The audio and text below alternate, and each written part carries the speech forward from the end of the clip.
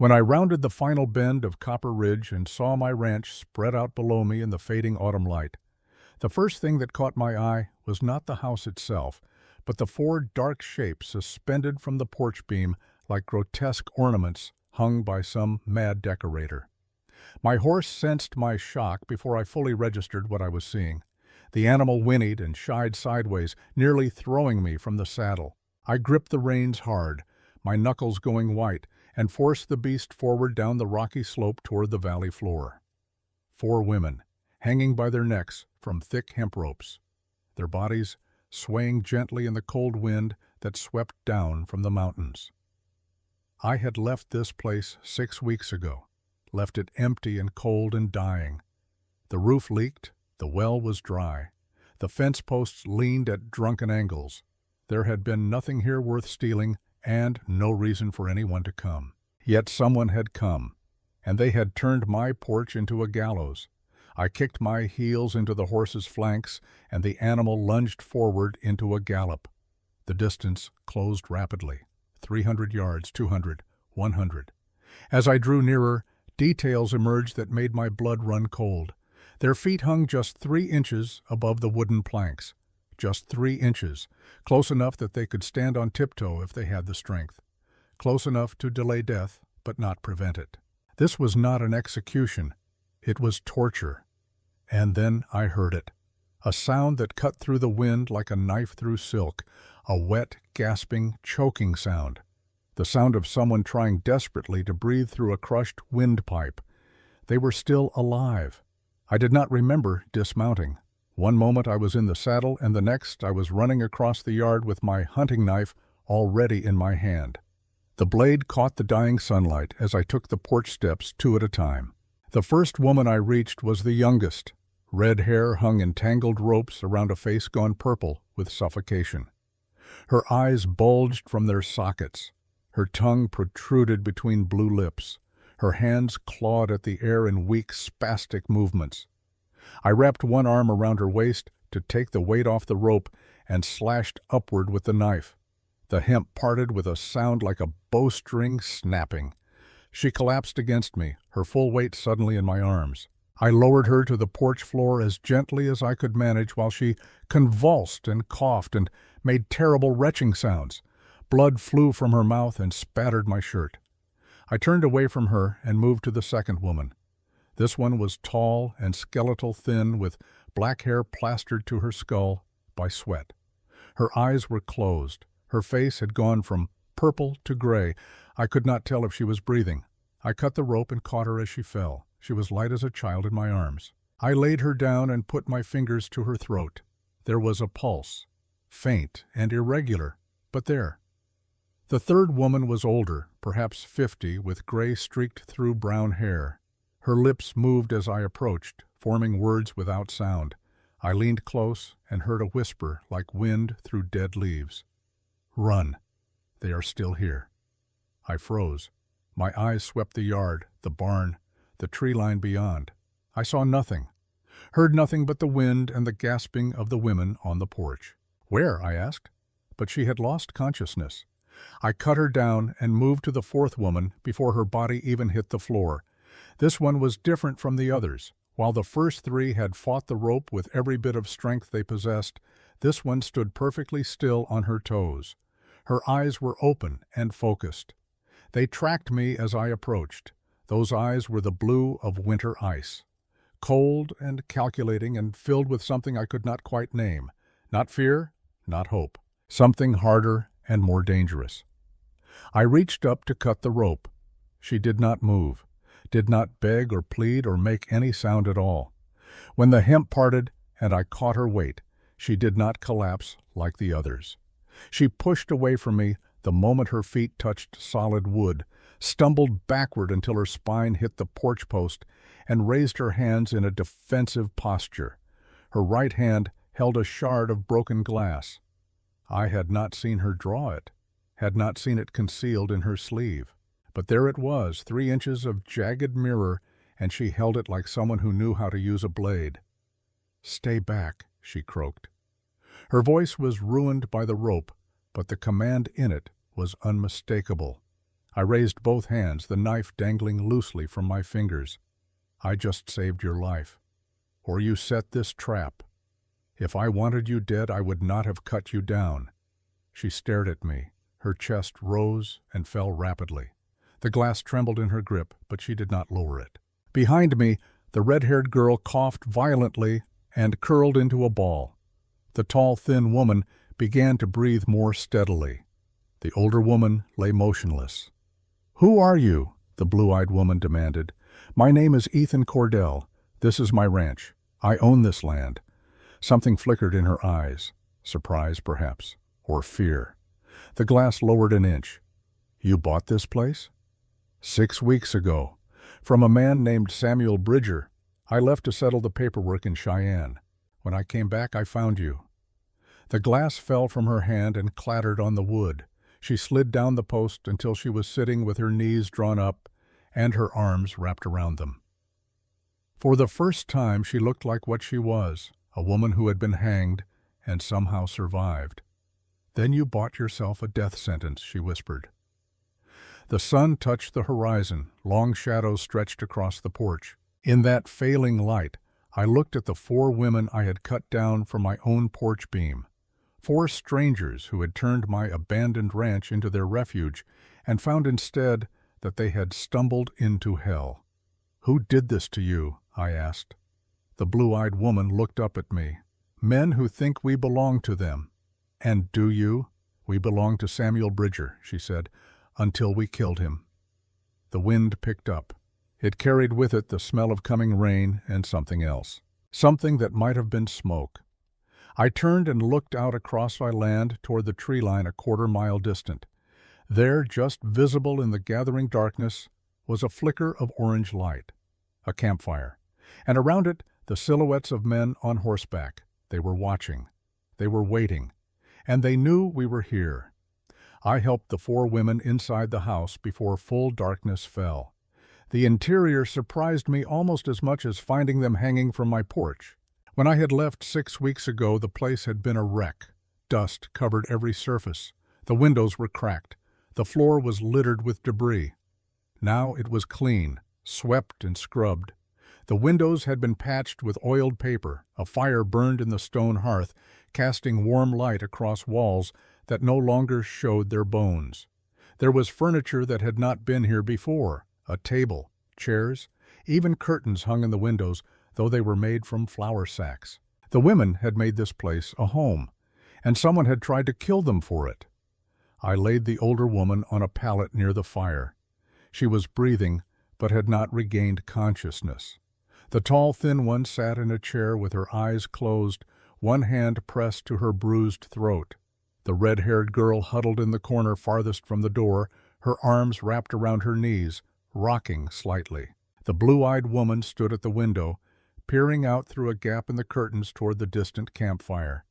"How many?" I asked. "6, she said without turning. "Maybe more by now." I checked my weapons. A Colt revolver on my hip, a Winchester rifle I had brought in from my saddle. A knife. Not much against 6 men, but it would have to do. "They will come at dawn," the woman at the window said. "That is when they came before." "How long ago?" 3 days. "They hung us at sunrise and left. Told us they would be back to check if we were dead." I felt cold anger settle in my chest. To hang someone and leave them to strangle slowly over the course of hours or days was a cruelty beyond anything I had seen, even in my years wearing a badge. "Why not just shoot you?" She turned from the window. In the firelight, I could see the livid bruise circling her throat like a collar, because they wanted us to suffer. They wanted anyone who found us to know what happens to women who run. Run from what? From men like Samuel Bridger. The red-haired girl in the corner made a small sound. Not quite a sob. The woman at the window looked at her and something passed between them, some shared understanding born of shared trauma. "My name is Abigail Crane," the blue-eyed woman said. "The girl is Nora Finch. She is 20 years old. The tall one is Verona Pike. She is 32. And the woman by the fire is Ida Winslow. She is 48. "How long have you been here?" 2 weeks. We found this place by accident. It looked abandoned. We thought we would be safe. Safe from who?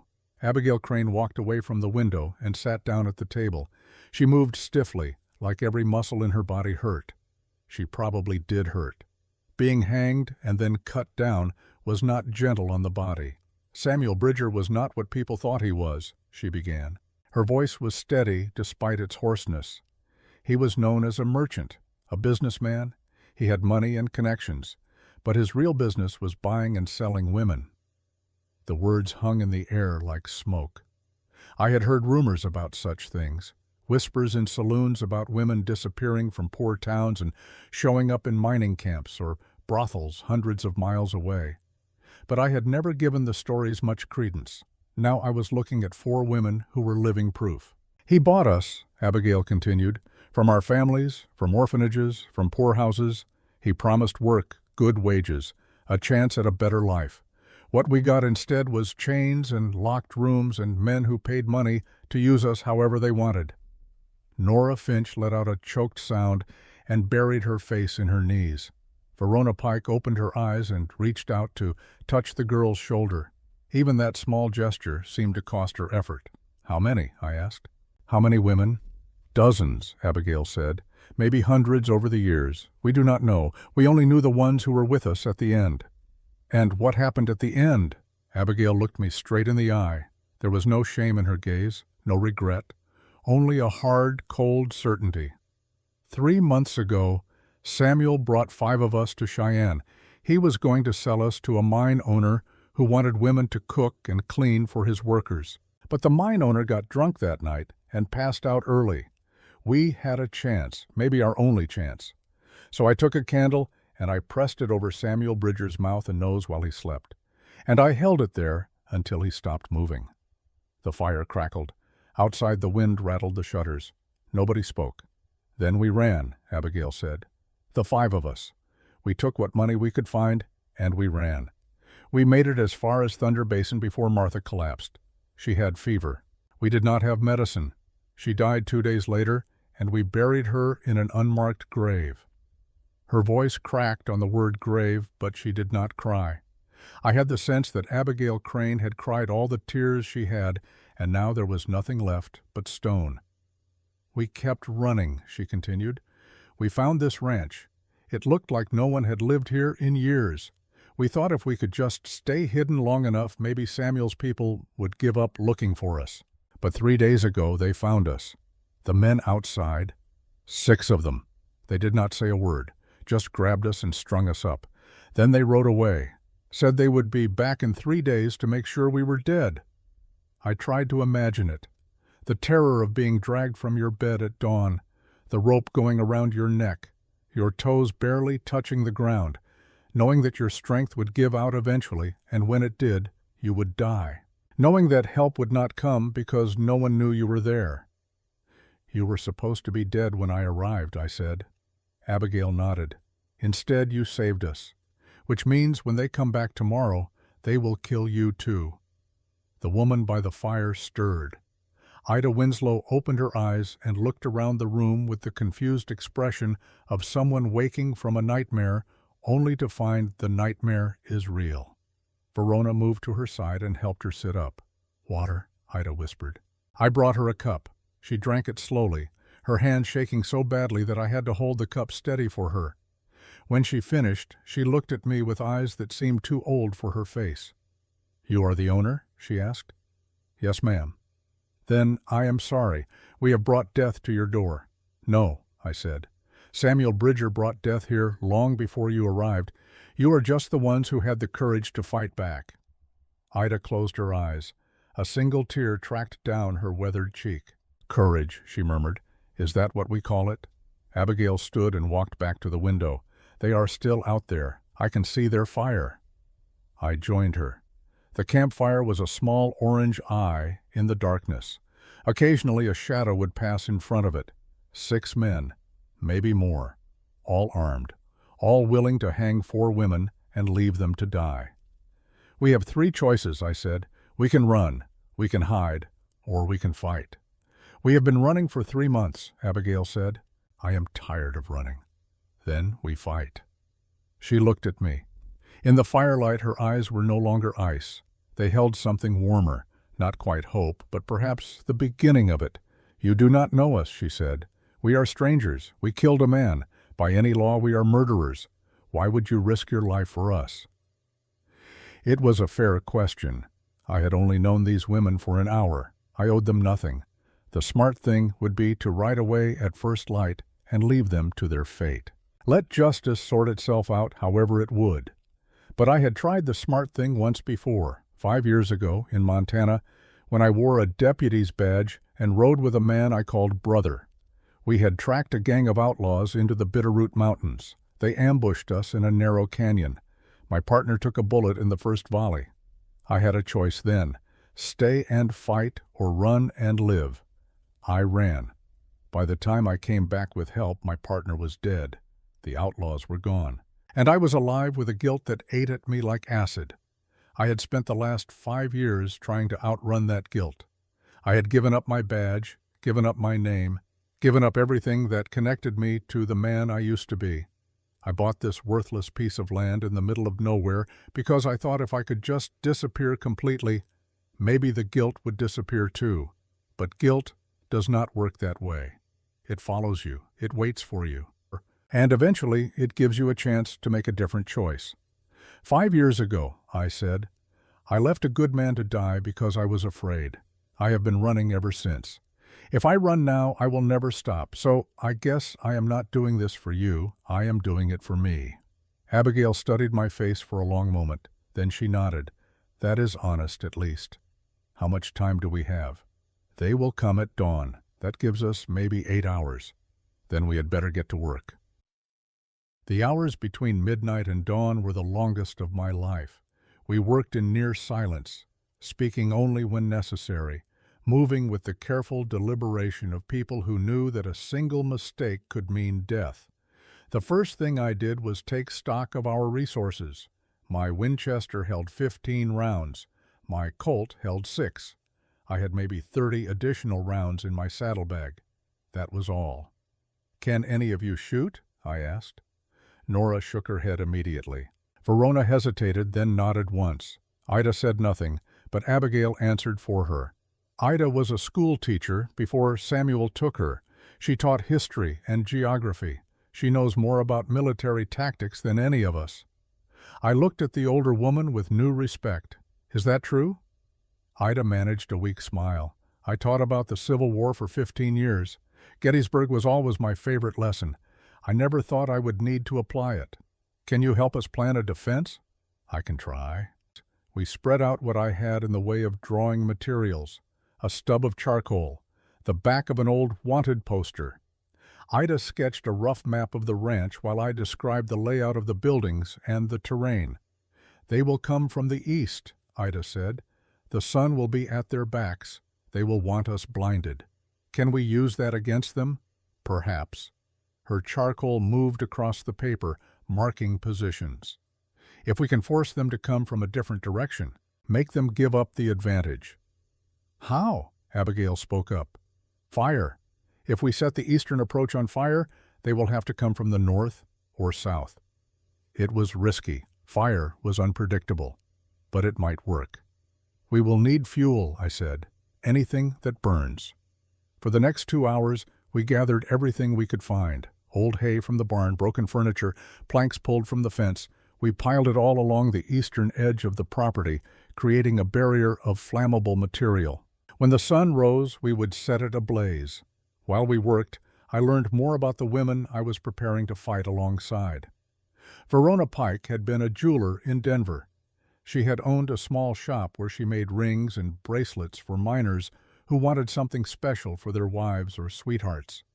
Samuel Bridger had walked into her shop one day asking about a wedding ring. He was charming, friendly.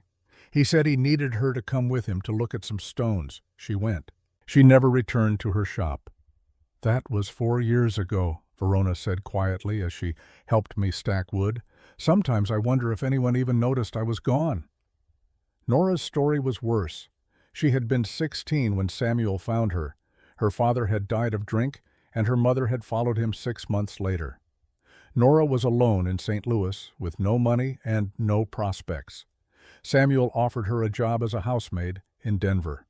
Good wages, a room of her own. She would have been a fool not to take it. "I was so stupid," Nora said, her voice breaking. "I thought he was kind.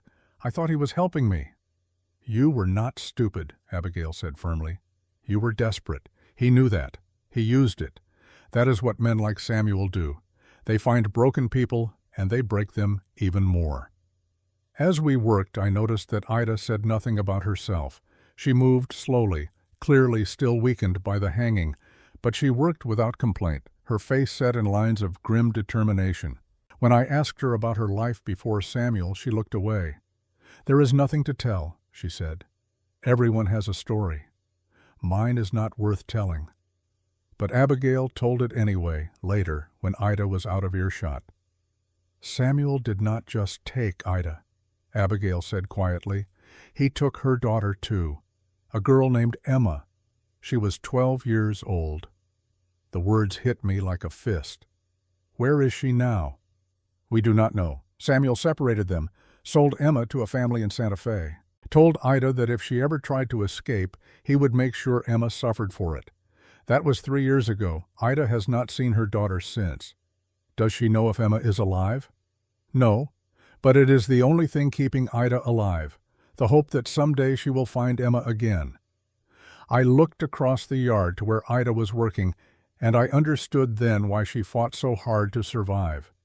It was not for herself. It was for a 12-year-old girl who might not even remember her mother's face anymore. By the time we finished our preparations, the eastern sky was beginning to pale. Dawn was perhaps an hour away. We gathered inside the house one final time to go over the plan. "They will expect to find us dead," Ida said. She had drawn a more detailed map showing positions and lines of fire. "When they see we are alive, they will be angry. Angry men make mistakes." "We set the eastern barrier on fire first," I said. "That forces them to come from the north. Abigail and I will be in the barn with the rifles. Verona, you will be upstairs in the house with my pistol. Nora and Ida, you stay in the root cellar. No matter what happens, you do not come out until one of us comes for you." Nora looked terrified, but she nodded. Ida put a hand on her shoulder. "We will be fine," Ida said gently. "We have survived worse than this." "Have we?" Nora whispered. Nobody answered.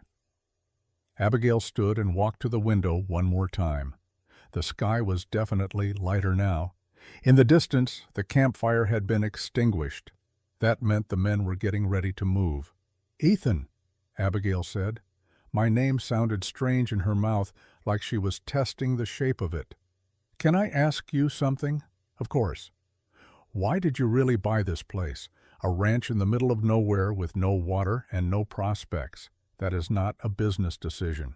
That is running away." She was right, of course. I had not bought this land because I thought I could make something of it. I had bought it because it was the emptiest place I could find, a place where I could disappear. "You said you left someone to die," Abigail continued. "What happened?" I had not told that story to anyone in 5 years, had not even let myself think about it most days.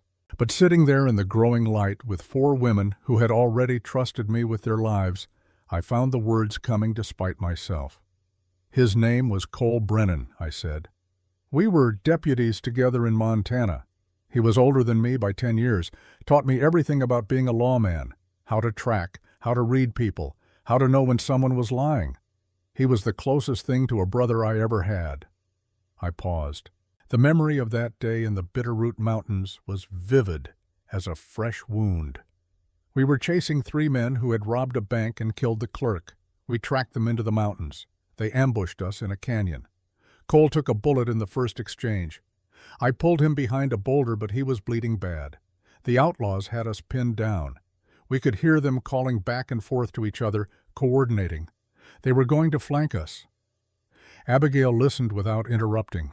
The others had stopped what they were doing and were listening too. Cole knew we could not hold them off. He told me to run, said he would cover me. I argued, but he was right. If we both stayed, we both died. If I ran, at least I could come back with help. So I ran. I ran as fast as I could down that canyon, and I did not look back. I heard gunfire behind me, heard Cole shooting. Then it stopped. My voice caught. I forced myself to continue. I made it to town, brought back the sheriff and a posse. By the time we got back to that canyon, Cole had been dead for hours. The outlaws had finished him off and disappeared into the mountains. We never caught them. And Cole died alone because I was not there. The room was silent except for the crackling of the fire. Then Abigail spoke. Did Cole have family? A wife? 2 children? Did you tell them what happened? I tried. I went to his house. But when his wife opened the door and saw me standing there alone, she knew. She knew before I said a word. She just looked at me and said, "You left him." Not a question, a statement. Then she closed the door in my face. "And you have been running ever since." I nodded. I turned in my badge that day, changed my name, moved west, kept moving until I found this place. I thought if I could just get far enough away from that canyon, maybe I could forget. But you cannot forget something like that. It follows you. Abigail came and sat across from me at the table. The bruise around her neck looked even worse in the growing light, a livid purple collar that would take weeks to fade. "I killed Samuel Bridger," she said quietly. I pressed that candle over his face, and I felt him thrash and fight, and eventually go still. And you want to know the worst part? I did not feel guilty. I felt relieved. I felt free. And that makes me a monster, does it not? No, I said. It makes you human. Samuel Bridger was not a man. He was a predator. You put him down. That is not murder. That is justice. The law would not see it that way. Then the law is wrong, she smiled. It was the first time I had seen her smile, and it transformed her face. For just a moment she looked not like a woman who had killed and been hanged and cut down, but like someone who might once have been happy. "You are a strange man, Ethan Cordell," she said. "I have been called worse." The moment broke when Ida called out from the window, "They are moving! I see them coming!" We took our positions. Abigail and I moved to the barn with the rifles. Verona climbed the stairs to the second floor of the house with the pistol. Nora and Ida descended into the root cellar beneath the kitchen. I had 1 match left. I gave it to Abigail. "When you see them cross the creek," I said, "light the fire. Then get back here as fast as you can." She nodded and slipped out the barn door, moving low and fast toward the eastern barrier we had built. I watched her go and felt something twist in my chest. Fear, but not for myself, for her. The sun broke over the horizon. Golden light spilled across the valley. And there, silhouetted against the dawn, 6 riders appeared. They came slowly, confidently. Men who expected to find nothing but corpses. Abigail struck the match. The barrier caught immediately, dry hay and old wood going up with a whoosh of flame and smoke. Within seconds, a wall of fire stretched across the eastern approach. The riders pulled up, startled. I could hear them shouting to each other, though I could not make out the words. Abigail sprinted back toward the barn. She was fast, but she was running across open ground. One of the riders saw her and raised a rifle. I did not think, I just aimed and fired. The shot cracked across the morning. The rider jerked and fell from his horse. The other 5 scattered, looking for cover. Abigail made it to the barn and collapsed beside me, breathing hard.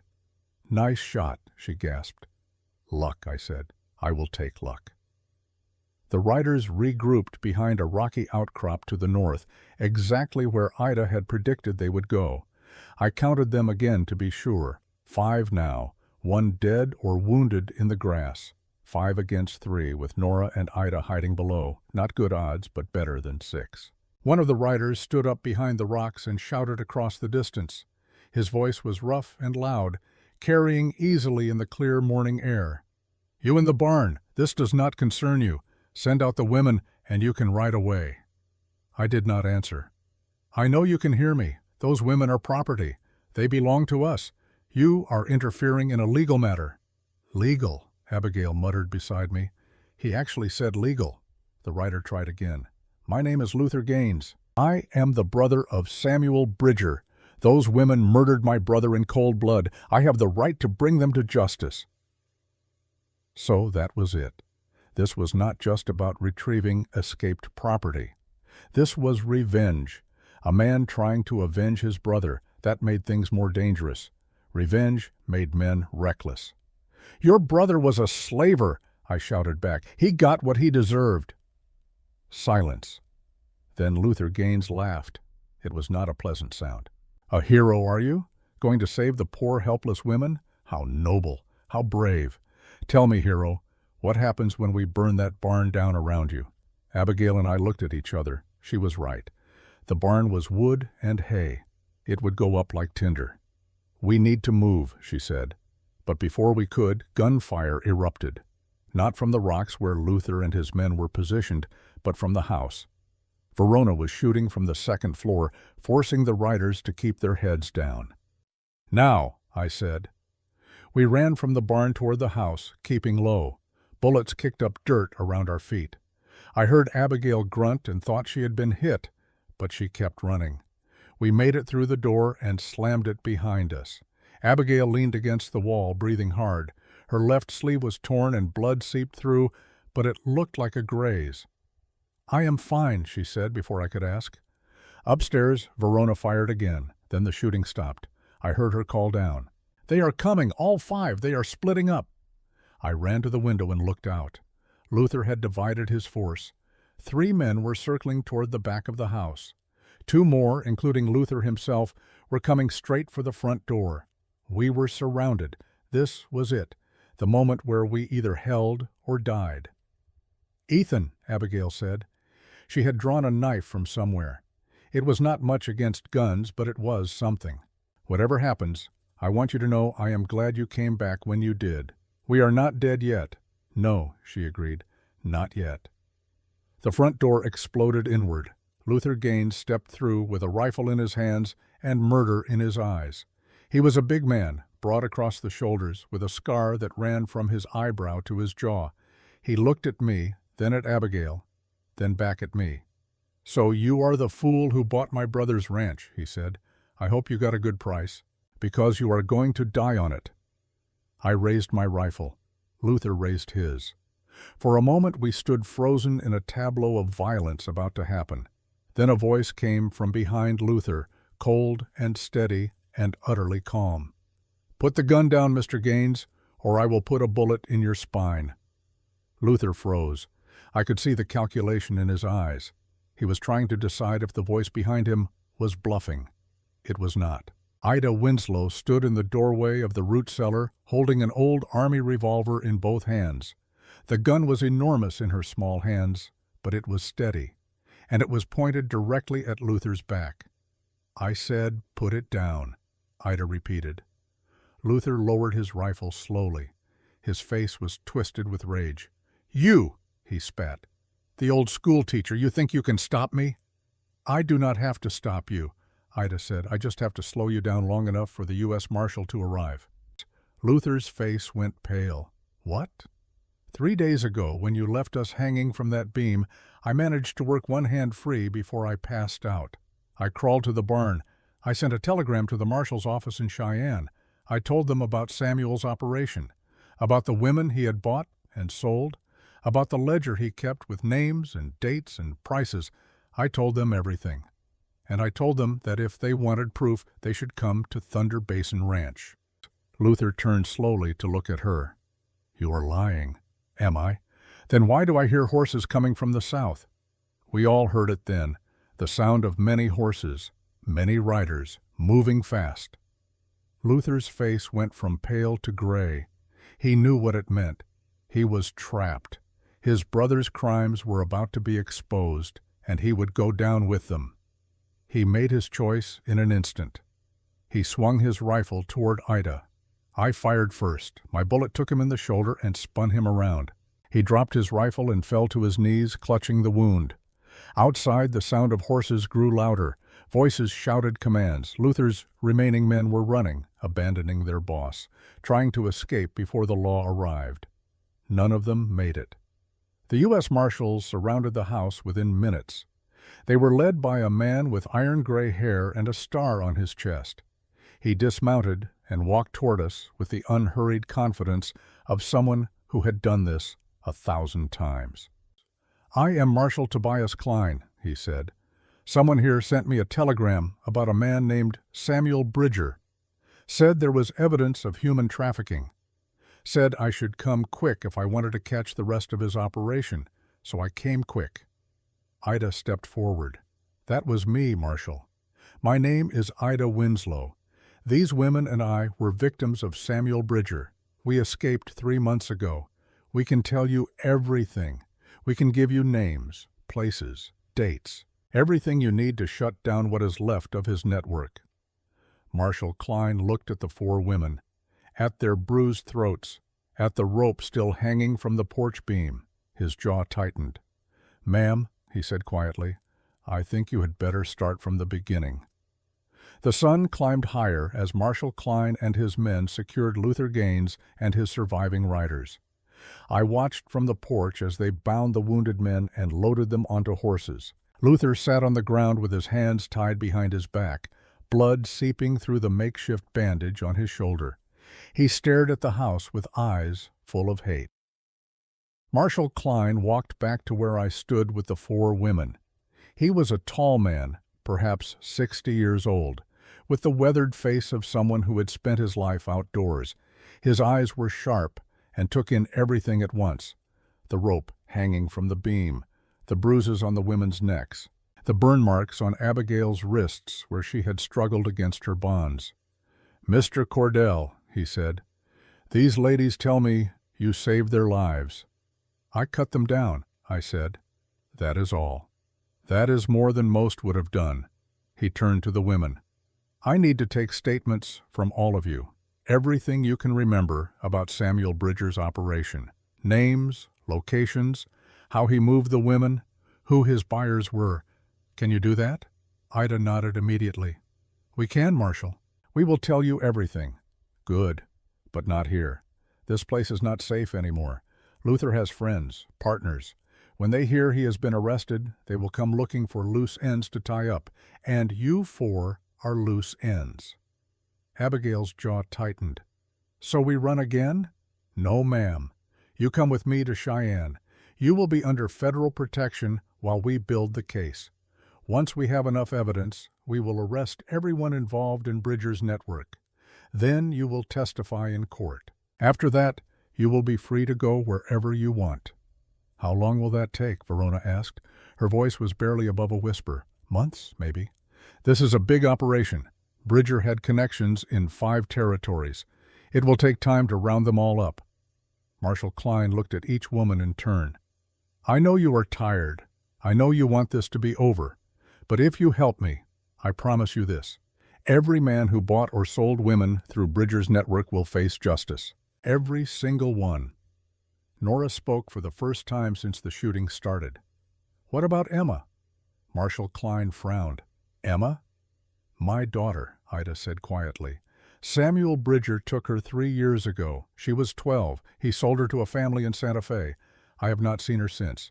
If you are investigating his network, can you find out what happened to her?" Something in Marshal Klein's expression softened. "What is her full name?" "Emma Louise Winslow. She would be 15 now. Brown hair, gray eyes, a birthmark on her left shoulder shaped like a crescent moon." Marshal Klein pulled out a small notebook and wrote it down.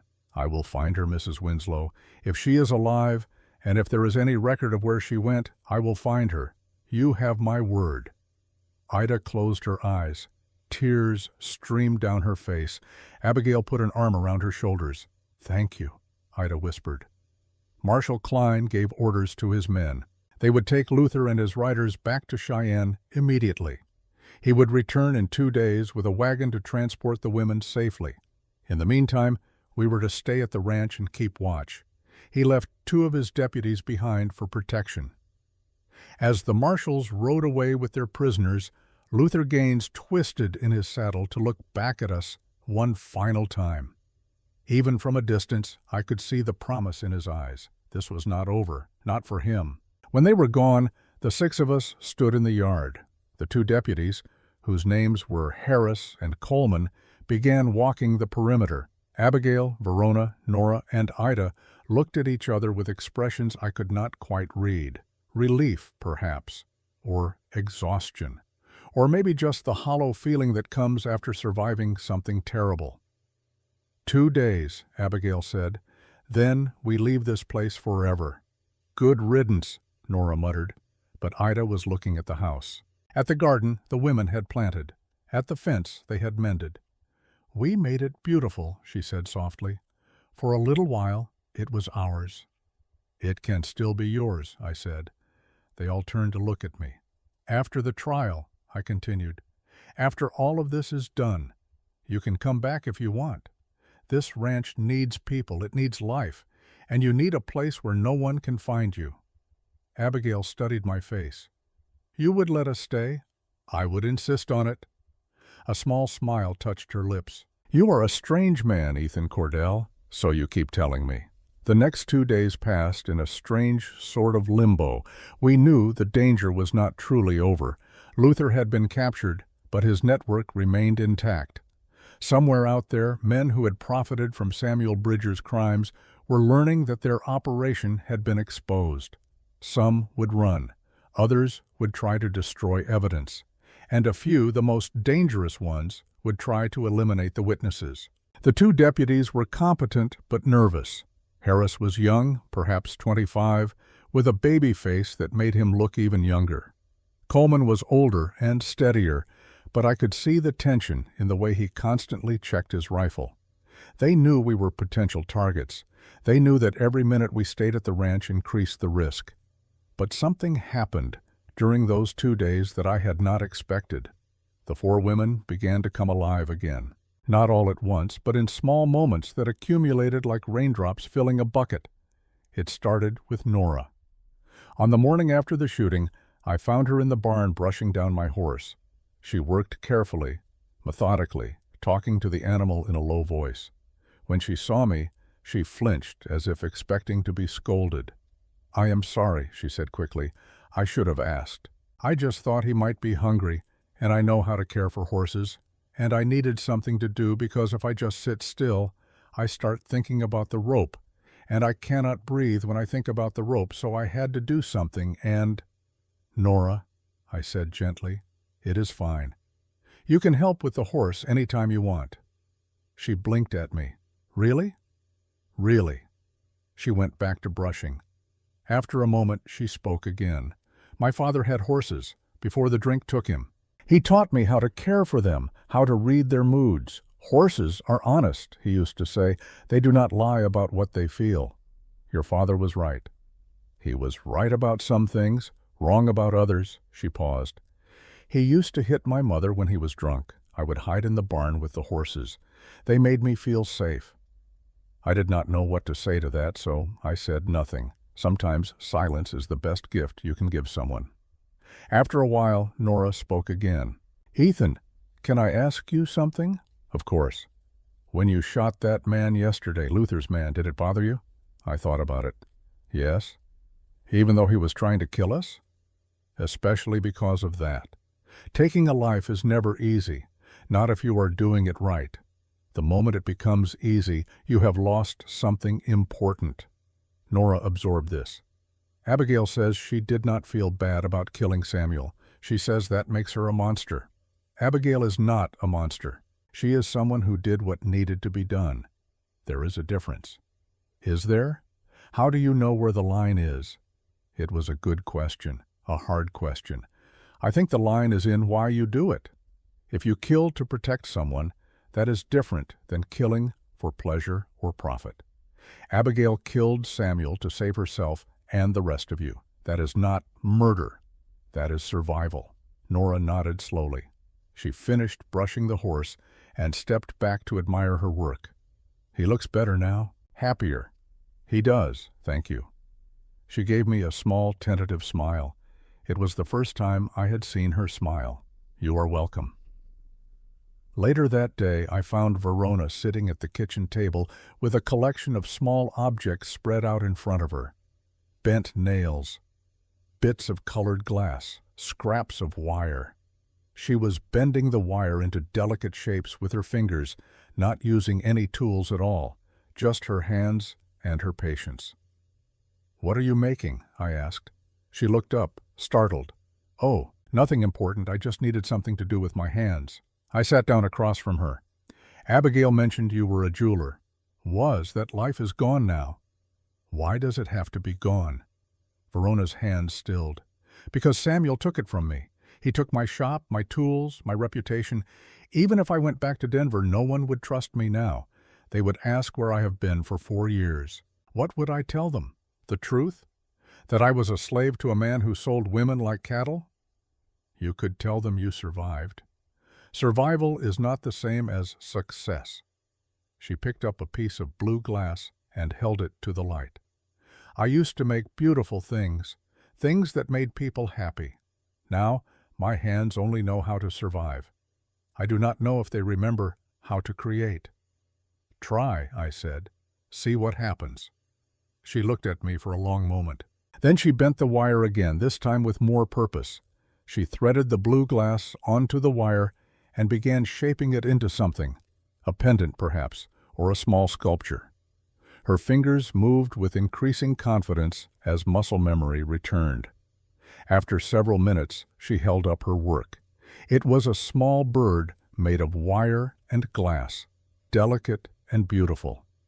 The blue glass formed the body. The wire created the wings and tail feathers. "It is a bluebird," she said softly. "My mother used to say that bluebirds meant happiness was coming. I have not seen one in years. It is beautiful. It is rough, clumsy, but it is something." She set the bird down gently on the table. "Maybe my hands do remember." That evening, I found Ida in the garden. She was kneeling in the dirt, pulling weeds from around the young vegetable plants. Her movements were slow and careful. The hanging had taken a toll on her body, but she worked with a determined focus that reminded me of a soldier at his post. "You should be resting," I said. "I have rested enough." She sat back on her heels and looked at the neat rows of plants. "When we first came here, this was just dirt and dead grass. We planted these from seeds we found in the barn. Beans, squash, carrots. We did not know if they would grow, but we planted them anyway because we needed to believe in something. They are growing well. They are growing because we did not give up on them." She stood slowly, brushing dirt from her knees. "Ethan, I need to tell you something about Emma." I waited. "When Samuel took her, she was just a child, innocent, happy. She used to sing all the time, made up little songs about everything she saw, birds, clouds, flowers. Everything was a song." Ida's voice trembled. "I have not heard her voice in 3 years. I do not know if she still sings. I do not know if she even remembers me." "Marshall Klein will find her. And then what? Say he finds her. Say she is alive and well. What do I tell her? How do I explain that I survived while she was sold to strangers? How do I ask her to forgive me?" "You did not sell her, Ida. Samuel did. But I could not protect her. I was her mother, and I failed." Tears streamed down her face. "That is the truth I have to live with. Not that Samuel was a monster, but that I was not strong enough to save my own child." I had no easy answer for that, no words that could ease that kind of pain. So I did what seemed right. I stood beside her in the garden while she cried, and I did not leave until she was ready. That night the 4 women and I sat around the kitchen table for dinner. Deputy Harris and Deputy Coleman ate outside, keeping watch. The meal was simple: beans and cornbread. But Nora had cooked it with care, and it tasted better than it had any right to. "This is good," I said. Nora blushed. "It is nothing special." "It is special because someone made it with care," Ida said. "That is what makes food special. Not fancy ingredients, care." We ate in comfortable silence for a while. Then Abigail spoke. "Ethan, you said we could come back here after the trial. Did you mean that?" "Yes." "Why? You do not know us. We have brought you nothing but trouble." "You brought me a reason to stop running," I said. "That is worth more than you know." Abigail considered this. "If we did come back, what would we do? This ranch barely supports one person, let alone 5. We could change that, Ida said. She had been quiet most of the meal, but now her eyes were bright with thought. This valley has good soil and water. We could expand the garden, plant crops, raise animals, make this place productive. We could sell at the market in town, Verona added. Vegetables, eggs, maybe cheese if we get goats. I could cook, Nora said quietly. Make pies and bread to sell. People always need good bread. They were planning, building a future in their minds. It was the first time I had heard any of them talk about tomorrow as something more than just surviving today. What about you, Abigail? I asked. What would you do? She looked at me across the table. The bruise on her neck had faded from purple to yellow. In a few more weeks, it would be gone completely, but I knew she would carry the scar inside for much longer. I would make sure we never had to run again, she said. I would learn to shoot properly. I would teach the others. I would make certain that if anyone ever came for us again, they would regret it.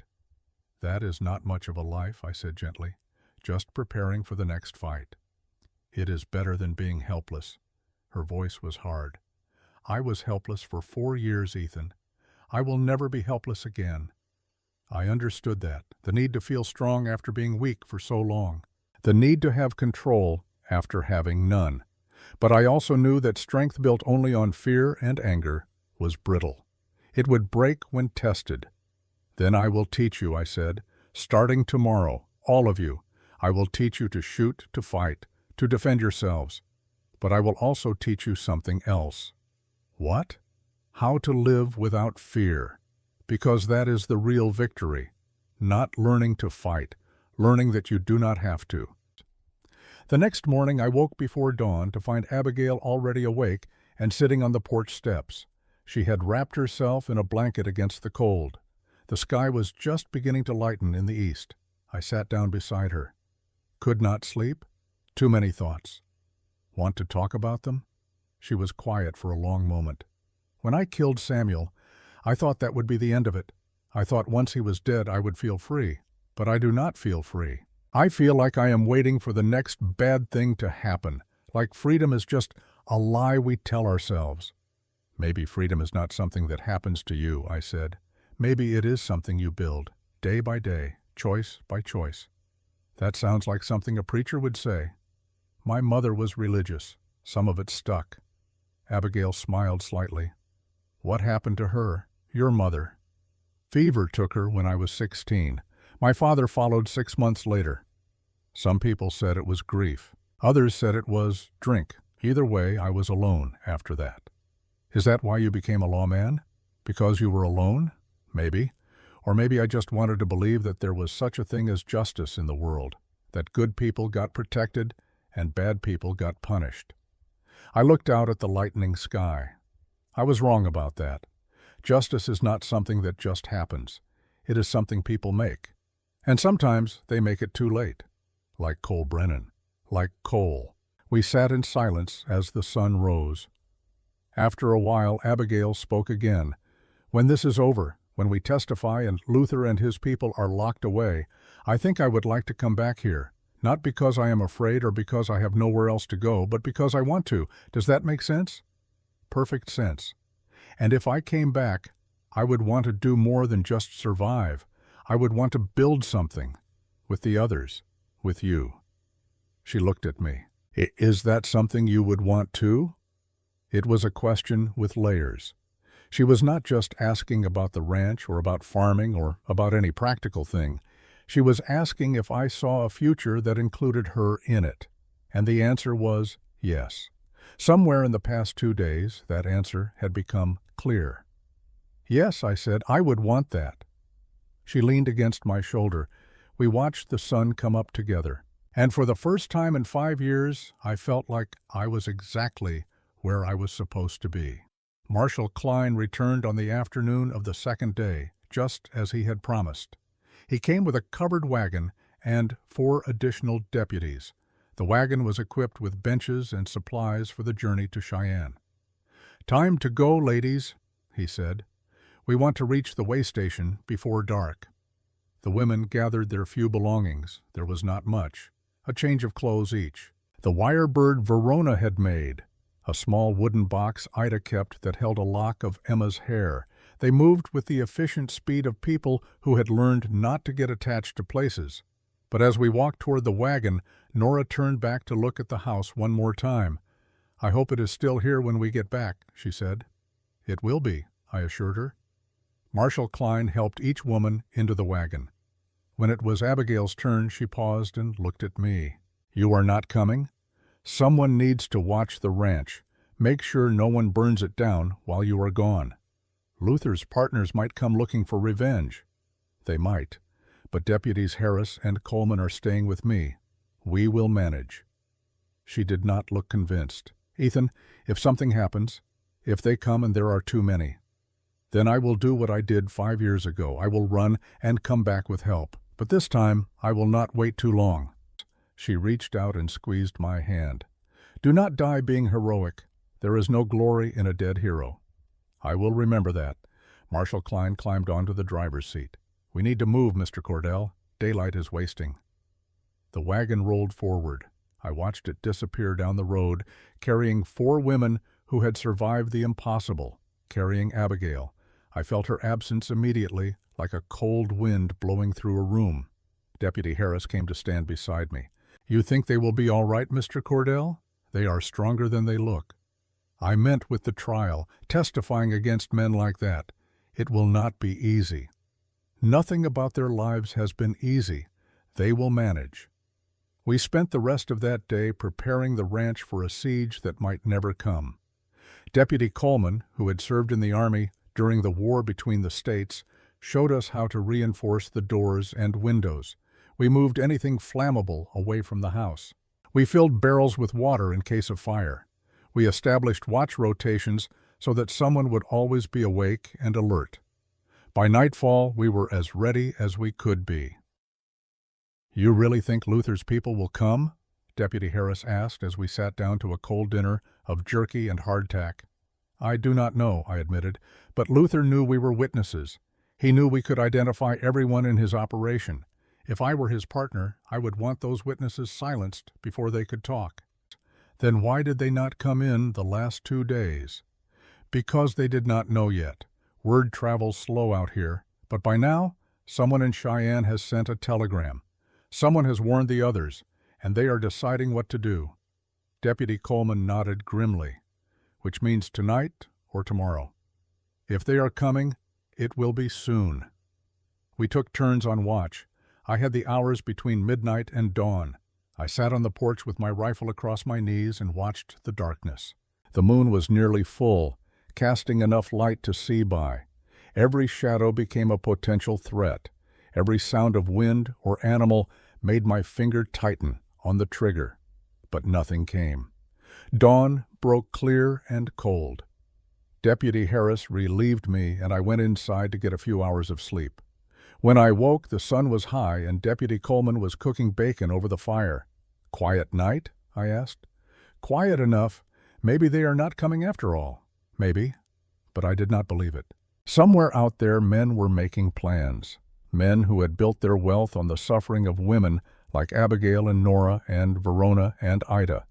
Men who would do anything to keep that wealth and power. They were coming. I could feel it the way you feel a storm building on the horizon. The storm broke that evening.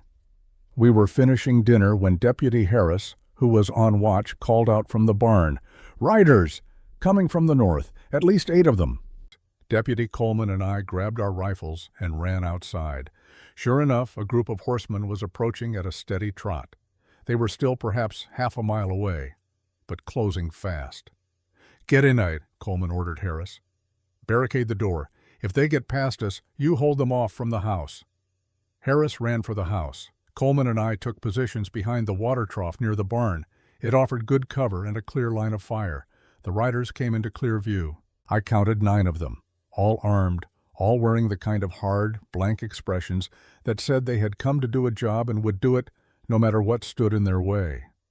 They stopped about 50 yards out. One of them, a lean man with a handlebar mustache and a black hat, rode forward alone. "You men in the barn," he called out. "We do not want trouble with the law. We are just here for some property that was stolen from us." "There is no stolen property here," I called back. "Just federal witnesses under protection. You need to turn around and ride out." The man with the mustache smiled. It was not a friendly smile. "Federal witnesses. That is a fancy way of saying escaped slaves. Our associates paid good money for those women. We are just here to reclaim our investment. Those women are not property. They are free citizens, and they are under the protection of the United States Marshal Service. If you do not leave now, you will be arrested for obstruction of justice." "Arrested by who? You and one deputy? I see only 2 rifles pointed at us. We have 9. I like our odds." Deputy Coleman spoke up beside me. "Those women are gone. Marshal Klein took them to Cheyenne yesterday. You are too late." The man's smile faded. "Is that so? Then why are you still here guarding an empty ranch?" "Because men like you have a habit of burning things down when you do not get what you want. We are making sure that does not happen." The man studied us for a long moment. Then he turned in his saddle and spoke to the other riders. I could not hear what he said, but I saw them nod. They spread out, forming a loose semicircle around the barn and house. "Last chance," the man called out. "Ride away now and we will let you live. Stay and we will burn you out." "We are not going anywhere," I said. The man sighed. "Suit yourself." He wheeled his horse and rode back to join the others. They dismounted and took cover behind rocks and trees. For a few minutes, nothing happened. Then one of them fired a shot that cracked over our heads. A warning. "Here we go," Deputy Coleman muttered. The battle began in earnest. The 9 men had superior numbers, but we had better position. They could not approach the barn or house without crossing open ground. Every time one of them tried to advance, we drove them back with rifle fire, but we were burning through ammunition fast, and they knew it. They were content to pin us down and wait. Eventually we would run out of bullets, or they would simply set fire to the barn and smoke us out. An hour passed, then 2. The sun was setting, painting the sky red and orange. In the fading light I saw movement to the east, more riders approaching. My heart sank. Reinforcements. We could not hold against 9 men. Against 12 or 15 we had no chance at all. But as the riders drew closer, I saw something that made no sense. They were not coming to join the men besieging us. They were coming from a different direction entirely. And they were coming fast. The man with the mustache saw them too. He stood up from behind his rock, shading his eyes against the sunset. Then his face went pale. "Fall back," he shouted to his men. "Fall back now." But it was too late. The new riders swept in like cavalry, their horses at full gallop. And leading them, sitting tall in the saddle with a rifle in her hands, was Abigail Crane. Behind her rode Marshal Klein, a dozen deputies, and bringing up the rear, Verona, Nora, and Ida. The women were all armed, and they were all shooting. The 9 men broke and ran. Some tried to reach their horses, others just ran on foot toward the trees. The deputies chased them down with ruthless efficiency. Within minutes, all 9 were captured or surrendering. I walked out from behind the water trough on shaking legs. Abigail dismounted and strode toward me. Her face was flushed, and her eyes were bright. "I told you not to die being heroic," she said. "I was not being heroic. I was hiding behind a water trough." "Good. I would hate to have come all this way for nothing." She looked back at the other women. "We made Marshal Klein turn around, told him we had a bad feeling. Turned out we were right. You came back. We were not going to let you face this alone." She stepped closer. "Besides, this is our home too. We have a right to defend it." Marshal Klein approached, leading the man with the mustache by his bound hands. "Mr. Cordell, Deputy Coleman, glad to see you made it. We got here as fast as we could." "How did you know they would come tonight?" "We did not, but Mrs. Crane convinced me that leaving you with only 2 men was foolish. She said that if Luther had partners, they would move quickly to silence witnesses." She was right. Again. He looked at Abigail with something like respect. "You have good instincts, ma'am. I have survived 4 years in hell, Marshal. You learn to read danger when your life depends on it." Klein nodded. Well, your instincts just helped us break this case wide open. This gentleman here, he jerked his thumb at the mustache man, is named Vincent Caro. He ran the northern route for Bridger's operation. With his testimony, we can roll up the entire network. I am not testifying to anything, Caro spat. You will, or you will hang. Your choice. Caro glared but said nothing. As the deputies secured the prisoners and prepared to transport them back to Cheyenne, the four women gathered around me. They looked tired but triumphant. They had faced their demons and won. So what happens now? Nora asked.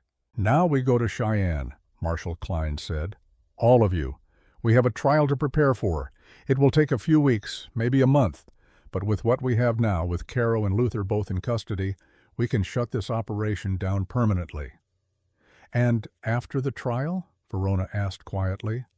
Marshal Klein looked at each of them in turn. After the trial, you are free. Free to go wherever you want. Do whatever you want. You will have your lives back. Ida spoke up, her voice trembling. Marshal, did you find anything about Emma?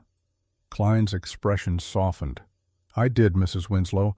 I put out inquiries through all my contacts. I have not located her yet, but I found records. Samuel sold her to a family named Patterson in Santa Fe. They run a dry goods store. I have sent a telegram to the local sheriff there asking him to investigate. As soon as I know more, you will be the first to hear. Ida closed her eyes. Fresh tears streamed down her face.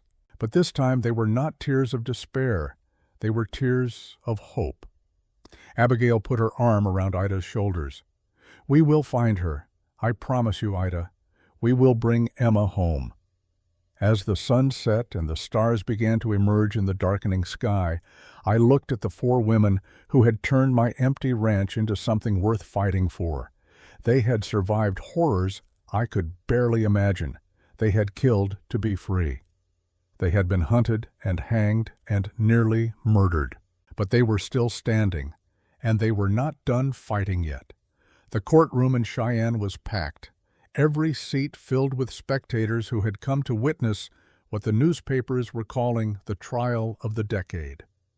The case against Luther Gaines, Vincent Caro, and 17 other men connected to Samuel Bridger's trafficking network had drawn attention from across the Western Territories. Reporters filled the back rows, their pencils moving rapidly across notepads. Curious townspeople lined the walls. Even the territorial governor had sent a representative to observe. I sat in the front row behind the prosecutor's table, watching as the four women prepared to give their testimony. They sat together on a bench near the witness stand, dressed in simple but respectable clothing that Marshal Klein had arranged for them. Abigail wore a dark blue dress that made her eyes even more striking. Verona had pulled her hair back in a neat bun. Nora's hands were folded in her lap, her knuckles white with tension. Ida sat very straight, her gaze fixed on the men sitting in chains at the defense table. Luther Gaines stared back at her with undisguised hatred. The bullet wound in his shoulder had healed, but he held that arm stiffly. Vincent Caro sat beside him, his mustache neatly trimmed, his expression blank. The other defendants filled two more tables, a collection of merchants and mine owners and businessmen who had built their fortunes on the suffering of women they considered property. The judge, a stern man in his 60s named Thurston Hayes, rapped his gavel. This court is now in session. The Territory of Wyoming versus Luther Gaines and Associates. The charge is conspiracy to commit human trafficking, kidnapping, and murder. How do the defendants plead? One by one, the defense attorneys stood and entered pleas of not guilty. The process took nearly 20 minutes. When it was finished, Judge Hayes turned to the prosecution. Mr. Caldwell, you may call your first witness. District Attorney Thomas Caldwell was a heavy-set man with iron-gray hair and the bearing of someone who had argued 1,000 cases. He stood and adjusted his spectacles. The prosecution calls Mrs. Abigail Crane to the stand. Abigail rose and walked to the witness box. She placed her hand on the Bible and swore to tell the truth. Then she sat down and looked directly at the jury. 12 men, all dressed in their Sunday best, stared back at her with expressions ranging from curiosity to suspicion. "Mrs. Crane," Caldwell began, "please tell the court how you came to be involved with Samuel Bridger." Abigail's voice was steady and clear. "I was 25 years old and living in St. Louis. My husband had died 6 months earlier from pneumonia. I had no family and very little money. I was working as a seamstress, but the pay was poor. One day a man came to the shop where I worked. He said his name was Samuel Bridger, and he was looking to hire women to work in his hotels in Denver. He said the pay was good and room and board were included. He seemed respectable, honest. I believed him." "What happened when you agreed to work for him?" "He arranged travel for 6 of us. 6 women from St. Louis, all in similar situations. We took the train to Denver, but when we arrived, there was no hotel. He took us to a house on the outskirts of town, a large house with barred windows, and he locked us inside." A murmur ran through the courtroom. Judge Hayes rapped his gavel for silence. Caldwell continued, "What happened once you were locked in that house?" "We were kept there for 3 weeks. Different men would come to look at us. Samuel called them buyers. He would describe us like we were horses at auction. Our age, our skills, whether we were strong enough for hard labor or pretty enough for other purposes. Then the buyers would make offers and Samuel would accept or negotiate." "And what happened to the women who were bought?" Abigail's jaw tightened. "They were taken away. We never saw them again. Some went to mining camps, others to brothels. One girl, she could not have been more than 15, was sold to a rancher who wanted a wife. She begged us to help her, but there was nothing we could do. They dragged her out, screaming." Several people in the courtroom shifted uncomfortably. One woman in the gallery covered her mouth with her hand. "Mrs. Crane, how long were you held by Samuel Bridger?" 4 years. The courtroom erupted in shocked whispers. Judge Hayes had to gavel for order 3 times before the noise subsided. 4 years, Caldwell repeated, letting the weight of those words settle. "And during that time were you sold?" "Twice. The first time to a saloon owner in Leadville. I worked there for 8 months before Samuel bought me back. He said I was too valuable to leave in one place. The second time to a mine foreman in Montana. I was there for 6 months before Samuel moved me again." "Why did he move you?" "Because if women stayed in one place too long, they might make friends. They might find someone willing to help them escape. Samuel kept us moving to keep us isolated and afraid." Caldwell paced in front of the jury box. "Mrs. Crane, can you identify any of the men in this courtroom who participated in Samuel Bridger's operation?" Abigail looked at the defense tables. Her gaze moved from face to face, then she pointed. "That man there, Vincent Caro, he ran the northern route. He moved women between Colorado and Montana. I saw him at least a dozen times over 4 years." Caro's attorney jumped to his feet. "Objection! The witness cannot possibly remember every person she encountered over such a long period." "Overruled," Judge Hayes said. "The witness may answer. Mrs. Crane, are you certain?" "I am certain, Your Honor. Mr. Caro has a distinctive scar on his right hand, 3 fingers.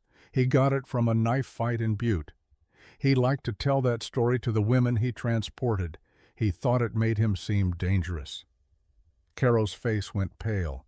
His attorney sat down heavily. Abigail pointed again. "That man, Jacob Brenner. He owned a hotel in Denver where Samuel kept women before selling them. And that man, Richard Tolliver, he was a buyer. He purchased at least 20 women over the years I was there. He preferred young ones. The younger the better."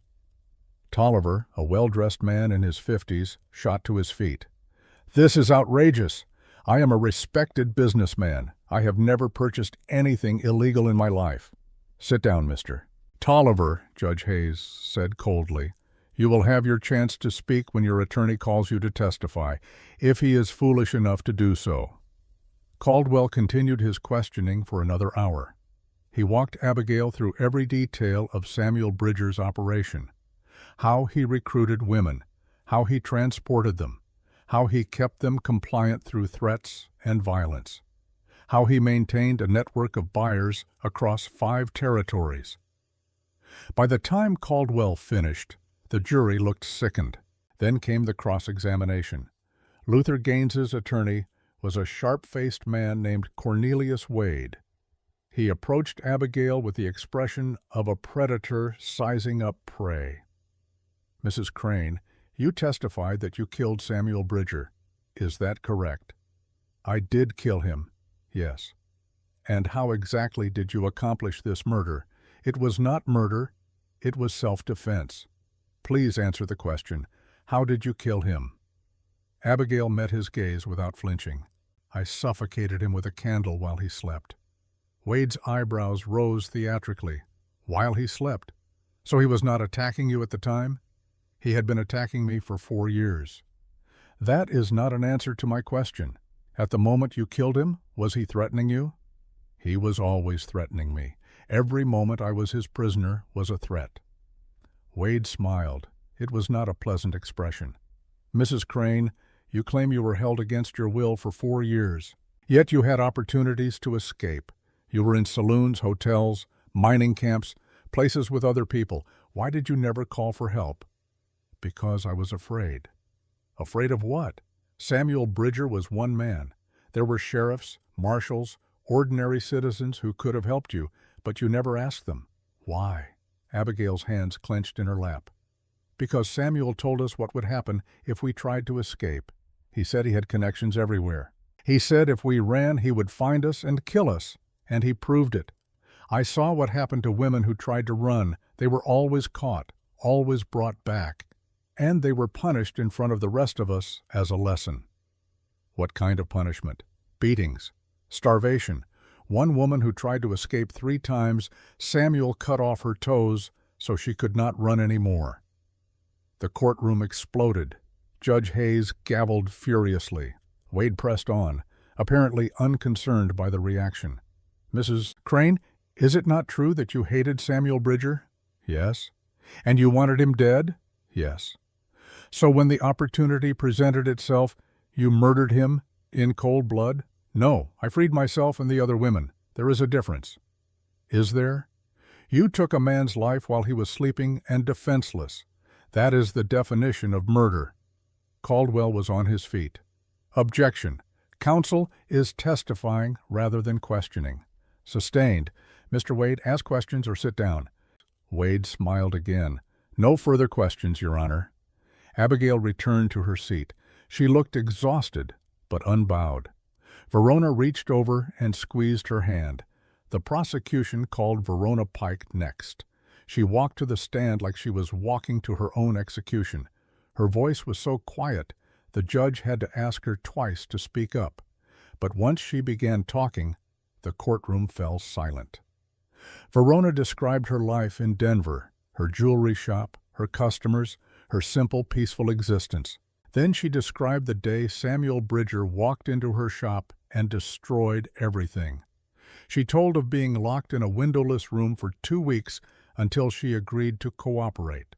She told of being sold to a mine owner who worked her 16 hours a day, making and repairing tools. She showed the jury her hands, which were scarred and calloused from years of hard labor. "I used to make beautiful things," she said softly. "Now my hands only know how to survive." During cross-examination, Wade tried to shake her testimony. He suggested she was lying for sympathy. He implied she had gone with Samuel willingly and only claimed kidnapping after the fact. But Verona did not break. She answered every question with quiet dignity. By the time she stepped down, several jury members were wiping their eyes. District Attorney Caldwell stood and smoothed his vest. "Your Honor, the prosecution has one additional witness before we call Miss Finch. A witness who can speak to the methods Samuel Bridger used to control the women in his network." Judge Hayes frowned. "This witness was not on your original list, Mr. Caldwell." "No, Your Honor. She only came forward 3 days ago. She was in hiding, afraid of retaliation, but after seeing the courage of the other witnesses, she decided to testify." "Very well. Call your witness." The prosecution calls Mrs. Maybelle Frost. A ripple of surprise went through the courtroom. I turned to look at Abigail. Her eyes were wide with shock. Beside her, Ida gasped softly. None of us had seen Maybelle since the morning after the battle at Thunder Basin. She had vanished without explanation, leaving only a brief note saying she could not stay. The rear door of the courtroom opened. Maybelle walked down the center aisle with her head down and her hands clasped tightly in front of her. She looked thinner than I remembered. Her hair, which had always been neatly pulled back, hung loose around her shoulders. Dark circles shadowed her eyes. She took the oath with a trembling hand and sat in the witness box. For a long moment she could not seem to look at anyone. Then, slowly, her gaze found Abigail, Verona, and Ida. Her eyes filled with tears. "Mrs. Frost," Caldwell began gently, "thank you for coming today. I know this is not easy for you." Maybelle nodded but did not speak. "Mrs. Frost, you were one of Samuel Bridger's victims, is that correct?" "Yes." Her voice was barely audible. "Please tell the court how long you were held by Samuel Bridger." Maybelle took a shaky breath. 4 years, from 1883 to 1887. "And during that time, did you ever attempt to escape?"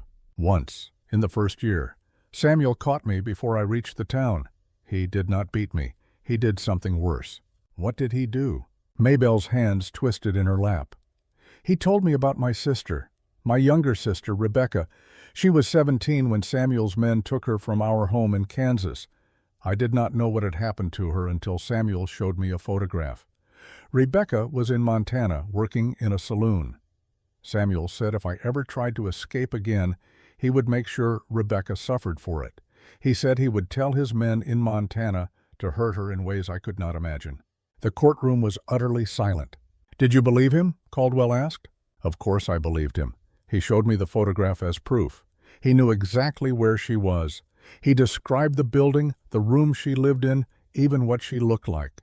He said all I had to do was cooperate, work for him, do what he asked, and Rebecca would be safe." "What did he ask you to do?"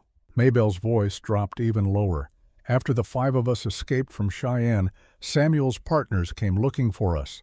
They knew we had information that could destroy their network. They needed to find us and silence us, and they knew I was desperate to protect Rebecca." Abigail leaned forward in her seat. I could see the tension in her shoulders. "One of Samuel's partners contacted me," Maybelle continued, "a man named Vincent Caro. He found me in Denver while the others were hiding at the ranch. He told me that if I helped him locate the other women, he would arrange for Rebecca to be freed. All I had to do was send him information about where we were staying." "And did you?" A single tear rolled down Maybelle's cheek. "Yes, I sent him a telegram telling him we were at Thunder Basin Ranch. I told him there were 4 women there and 1 man. I gave him the layout of the property, everything he needed to plan an attack." Murmurs erupted throughout the courtroom. At the defense table, Vincent Caro sat very still, his face expressionless. Judge Hayes gabbled for silence. "Continue, Mrs. Frost." "But the night before they came to the ranch, I could not sleep. I kept thinking about Abigail, Verona, Nora, and Ida. They had become my family, the only real family I had known in 4 years. And I was about to get them killed to save a sister I had not seen in years, a sister who might not even be alive anymore." "What did you do?" "I went to the barn where Mr. Cordell kept his horse. I was going to ride to the nearest town and warn the marshal, but when I opened the barn door, Ida was there. She was checking on the animals because she could not sleep either, and when she saw me with my coat on in the middle of the night, she knew." Maybelle looked directly at Ida. She knew I had betrayed them, but instead of being angry, she just asked me one question. She asked, "Is your sister still alive?" And I realized I did not know. Samuel had shown me that photograph 4 years ago. Rebecca could have died the next day for all I knew. I had been living on a hope that might be nothing but a lie. What happened then? Ida told me to go. She said to ride as far away as I could and never come back. She said she would tell the others I had run away out of fear. She would not tell them what I had done. But I could not leave. Not like that. So I stayed hidden in the barn. And when Mr. Cordell and the deputies fought off Vincent Caro's men, I watched from the shadows. I watched the women I had betrayed risk their lives to defend a home we had built together. Caldwell walked slowly in front of the jury. "Mrs. Frost, after that night, why did you disappear?" "Because I was ashamed. I had betrayed the only people who had ever treated me like I mattered. I did not deserve their forgiveness, so I ran. I went to Montana to find out if Rebecca was even still alive. And was she? Maybelle shook her head. Fresh tears spilled down her face. No, I found the saloon Samuel had described in his photograph, but the owner told me Rebecca died 2 years ago. Fever. She had been sick for a week and no one called a doctor because she was just a saloon girl and saloon girls were not worth the expense. She was buried in an unmarked grave outside of town. Her voice broke completely. She covered her face with her hands and sobbed. Judge Hayes spoke quietly. Mrs. Frost, do you need a moment? Maybelle shook her head. She wiped her eyes and forced herself to continue. Samuel Bridger knew my sister was dead. He knew it for 2 years, but he kept showing me that old photograph and using her memory to control me. He made me betray the only family I had left, all for a sister who was already gone. Caldwell let the silence stretch. Then he asked his final question. Mrs. Frost, why did you come back to testify today? Maybelle looked at the 4 women sitting in the front row. Because 3 days ago, Marshall Klein found me in Montana. He told me about the trial, and he told me that Abigail, Verona, Nora, and Ida wanted me here, not to punish me, but because they understood what it was like to be manipulated by desperate hope. They told the marshal that if I was willing to testify, they would forgive me. She stood up in the witness box and looked directly at them. I do not deserve your forgiveness, but I am here to make sure that every man who used our desperation against us pays for what they did, not just to me, but to all of us. Caldwell nodded. No further questions, Your Honor. The defense attorneys declined to cross-examine. What could they say? Maybelle had just testified that Vincent Caro had recruited her as an informant, that he had used her to track down the escaped women. That was conspiracy. That was proof. When Maybelle stepped down from the witness stand, she walked slowly toward the exit. But as she passed the row where we sat, Abigail stood up. She stepped into the aisle and blocked Maybelle's path. For a long moment, the 2 women faced each other. Then Abigail reached out and pulled Maybelle into a fierce embrace. Welcome home, Abigail whispered. Maybelle collapsed against her, sobbing. Verona stood and wrapped her arms around both of them. Ida joined them. And finally Nora, hesitant but steady, completed the circle. 5 women who had survived hell. 5 women who understood that forgiveness was not weakness, but the strongest choice of all. Judge Hayes did not gavel for order. He simply watched. And I saw him wipe his eyes before gesturing for the bailiff to call a recess. She was visibly terrified. Her voice shook and she had to stop several times to compose herself. But she told her story. All of it. How Samuel had found her in St. Louis after her parents died. How he had promised her safety and security. How he had sold her to a brothel owner in Colorado Springs when she was just 16 years old. I tried to die, she whispered. 3 times I tried, but they always stopped me. They said I was too valuable to waste. The courtroom was utterly silent. Even Wade seemed reluctant to cross-examine her harshly. He asked only a few perfunctory questions before sitting down. Finally, Ida Winslow took the stand. She was the oldest of the 4 women and carried herself with a schoolteacher's dignity. But when she began to speak about her daughter, her composure cracked. Emma was 12 years old, Ida said, tears streaming down her face. She had never hurt anyone, never done anything wrong. She was just a child. And Samuel Bridger took her from me and sold her like she was livestock. Caldwell let the moment hang. Then he asked, Mrs. Winslow, do you know where your daughter is now? No, I have not seen her in 3 years. I do not know if she is alive or dead. I do not know if she remembers me. Every night I pray that wherever she is safe. But I do not know. I may never know. There was not a dry eye in the courtroom. Even Judge Hayes looked moved. The prosecution rested its case. The defense called character witnesses for the defendants. Business associates who testified about their reputations. Family members who swore they were good men. But after the testimony of the 4 women, these testimonials rang hollow. The trial lasted 2 weeks. The jury deliberated for 6 hours. When they returned, the foreman stood and read the verdict. In the case of the Territory of Wyoming versus Luther Gaines and Associates, On the charge of conspiracy to commit human trafficking, we find the defendants guilty. On the charge of kidnapping, we find the defendants guilty. On the charge of conspiracy to commit murder, we find the defendants guilty." Luther Gaines lunged to his feet, chains rattling. "This is a farce. Those women are liars, all of them. They murdered my brother, and now they are trying to destroy us all." Judge Hayes gabbled him into silence. "Mr. Gaines, you will have your opportunity to speak at sentencing.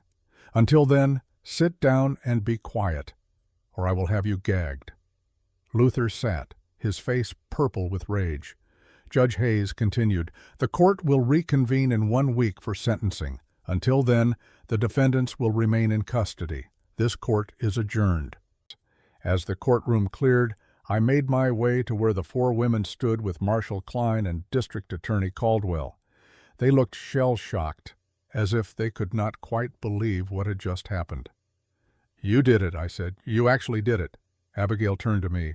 For the first time since I had met her, she smiled a genuine, unguarded smile. "We did it together." "What happens now?" Verona asked. Marshal Klein answered. "Now we wait for sentencing. Judge Hayes is known for being harsh with men who abuse their power. I expect long prison terms, maybe even hangings for the worst of them." "And after that?" Nora asked quietly. "After they are sentenced, what happens to us?" "After that," Caldwell said, "you are free to go. The territory owes you a debt of gratitude. You have helped dismantle one of the most extensive criminal networks in the West. If there is anything we can do for you, you need only ask." Ida spoke up. "Marshal Klein, you said you found records about my daughter. Have you learned anything more?" Klein's expression became carefully neutral. "Mrs. Winslow, I need to speak with you privately. Is there somewhere we can talk?" My heart sank. That tone, that expression. I had heard and seen them before when I wore a badge. It was the look a lawman got when he had to deliver bad news. Ida seemed to sense it too. Her face went pale. "Just tell me, please. I need to know." Klein took a breath. "I received a telegram from the sheriff in Santa Fe this morning. He located the family who bought Emma from Samuel Bridger, the Patterson family." "And?" "Emma is alive, Mrs. Winslow. She is safe. She has been living with the Pattersons for 3 years. They have treated her well. She goes to school. She has friends. She is healthy and, by all accounts, happy." Relief flooded Ida's face. Then confusion. "Then why do you look like you are about to deliver terrible news?" "Because Emma does not remember you. The Pattersons told her that you were dead, that you died in an accident 3 years ago. And Emma believes them. She calls Mrs. Patterson mother now. She thinks of them as her real family." The color drained from Ida's face. She swayed and might have fallen if Abigail had not caught her. "No," Ida whispered. "No, that cannot be true. She would remember. She has to remember." "I am sorry, Mrs. Winslow, but the sheriff says Emma has built a life there, a good life, and he fears that telling her the truth now, after 3 years, might do more harm than good." "Harm?" Ida's voice rose. "I am her mother. She deserves to know the truth." "I agree with you, ma'am, and the choice is yours. The sheriff is willing to bring Emma to you if that is what you want. But he wanted me to tell you the situation first, so you could make an informed decision." Ida stared at Klein like he had just told her the sky was green and the grass was blue. Then she turned and walked out of the courtroom without another word. Abigail looked at me. "Go after her, please." I found Ida outside, standing on the courthouse steps. She was staring at nothing, her arms wrapped around herself. Tears streamed down her face, but she made no sound. I stood beside her and said nothing. Sometimes there are no words adequate to the moment. After a long while, Ida spoke. "For 3 years I have survived on the hope of seeing Emma again. That hope was the only thing that kept me alive. And now I learn that she is alive and well and happy, that she has been safe all this time. I should be grateful. I should be relieved. But all I feel is rage. At the Pattersons, at everyone, at Samuel for taking her, At the Pattersons for lying to her, at myself for not being strong enough to protect her, at God for letting this happen in the first place. She turned to look at me. What kind of mother loses her child for 3 years, and the child does not even remember her? The kind who was stolen from, I said, the kind who did everything she could to survive so she could find her daughter again. Emma not remembering is not your fault, Ida. That is Samuel Bridger's crime, one more in a long list. What do I do, Ethan? Do I go to her and tell her the truth? Destroy the only family she has known for 3 years? Or do I walk away and let her believe I am dead? Let her be happy, even if it means I can never hold her again? I wished I had an answer, but this was beyond my experience, beyond anyone's, really. There was no right choice, only impossible ones.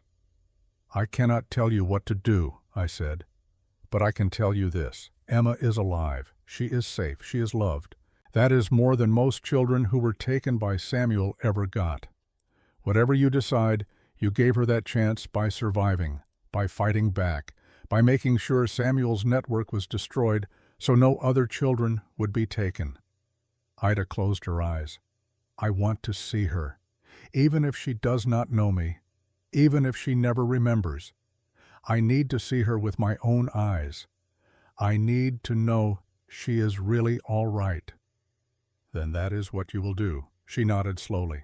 Will you come with me? I do not think I can face this alone. Of course. We traveled to Santa Fe 2 weeks later, after the sentencing. Judge Hayes had given Luther Gaines 20 years hard labor. Vincent Caro got 15. The other defendants received terms ranging from 5 to 18 years. 2 of the men, including Richard Tolliver, who had admitted under cross-examination to purchasing more than 30 women over a decade, were sentenced to hang. The 4 women attended the sentencing. They sat in the front row and watched as each man was led away in chains. No one cheered, no one celebrated. There was just a quiet sense of justice finally being done. The day after the sentencing, we bought tickets on the southbound stage, all 5 of us. Marshal Klein had given us letters of introduction to the sheriff in Santa Fe explaining our situation. Abigail had insisted on coming to support Ida. Verona and Nora had refused to be left behind. We were in this together. We would see it through together. The journey took 4 days. Long, dusty days of rattling along rough roads and sleeping in cramped way stations. But none of us complained.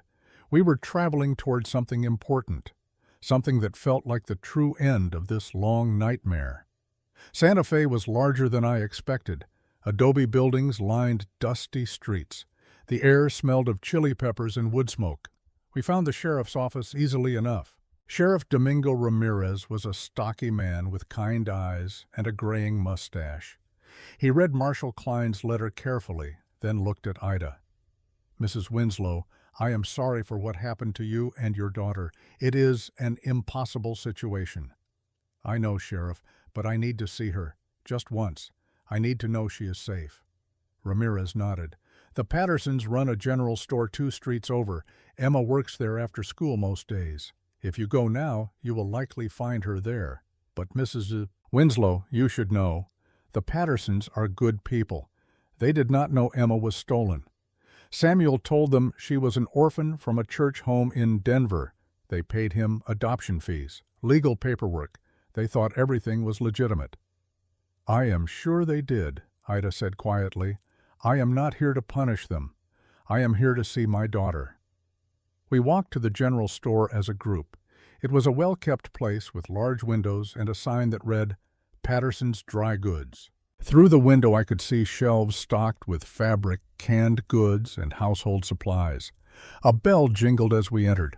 A middle-aged woman behind the counter looked up with a welcoming smile. Good afternoon. How can I help you folks? Before any of us could answer, a girl emerged from the back room carrying a crate of supplies. She was perhaps 15, tall for her age, with brown hair pulled back in a practical braid. She had gray eyes and a smudge of dust on one cheek. She set the crate down and looked at us with polite curiosity. Ida made a sound, a small, strangled gasp. Her hand flew to her mouth. The girl tilted her head. "Are you all right, ma'am?" Ida could not speak. Tears streamed down her face as she stared at the girl, at Emma, at the daughter she had not seen in 3 years. The woman behind the counter came around, concern on her face. "Ma'am, do you need to sit down?" Abigail stepped forward smoothly. "We are just tired from our journey. Perhaps some water?" "Of course. Emma, fetch some cups." Emma hurried to comply. As she moved past Ida, she paused and studied the older woman with a puzzled expression. "Do I know you, ma'am? You look familiar somehow." Ida shook her head, unable to trust her voice. Emma shrugged and went to get the water. When she returned, we all drank gratefully. The woman introduced herself as Margaret Patterson. "Are you folks just passing through?" she asked. "More or less," I said. "We had some business in town and thought we would look around before heading back north." We made small talk for a few minutes. Emma worked quietly, restocking shelves and sweeping the floor. Every few moments she would glance at Ida with that same puzzled expression, as if something about this strange woman triggered a memory she could not quite reach. Finally, we made our purchases and prepared to leave. As we walked toward the door, Emma called out, "Ma'am? The lady who was crying?" Ida turned. "I hope you feel better. You seem very sad." Ida smiled through her tears. "Thank you, dear. That is very kind of you. My mother always says kindness costs nothing, but means everything." "Your mother is a wise woman." Emma smiled. "She is the best mother in the world." We left the store. Ida walked stiffly, mechanically, until we turned the corner. Then she collapsed against the wall and sobbed. Not quiet tears, but deep, wrenching cries that came from the very core of her being. Abigail held her. Verona and Nora gathered close. I stood watch, making sure no one bothered them. After a long time, Ida's sobs subsided into hiccups and then silence. "She called Mrs. Patterson her mother," Ida whispered. "My baby called another woman her mother." "She also showed you kindness," Verona said gently. "She saw you were sad, and she tried to comfort you. That is the girl you raised, Ida. That kindness came from you. But she does not remember me." "No, but you saw her. You know she is safe and loved and happy. That is what you needed to know." Ida straightened slowly. She wiped her eyes with the back of her hand. "I am going to write her a letter. Not now, but someday. When she is older. 18, maybe. Old enough to understand. I will tell her the truth. About Samuel Bridger. About what happened to me. About how much I loved her. About how I never stopped fighting to get back to her. And then I will let her decide if she wants to meet me." "That is wise," Abigail said.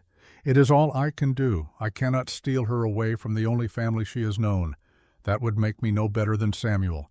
But I can give her the truth when she is ready for it, and hope that someday she will want to know me."